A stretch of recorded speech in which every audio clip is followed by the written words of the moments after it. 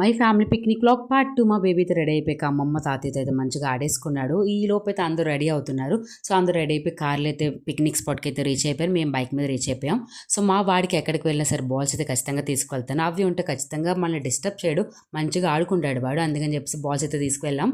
And అంతా అయిపోయాక photoshoot అయితే తీసుకున్నాం ఆల్ మై ఫ్యామిలీ మెంబర్స్తో. ఎందుకంటే ఏవైనా సమ్ మెమరీస్ అవి కొన్ని ఇయర్స్ సార్ చూసాక ఇక్కడికి వెళ్ళాము అని చెప్పేసి కొన్ని మెమరీస్ అయితే గుర్తుకొస్తూ ఉంటాయి కదా.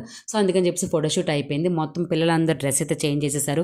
బీచ్లోకి అయితే దిగిపోయారు. చూడండి వీడియోలో ఎంత బాగా ఎంజాయ్ చేస్తున్నారండి. మొత్తం all boys except my sister, మిగతా వాళ్ళందరూ దిగిపోయి మేమైతే దిగలేదు.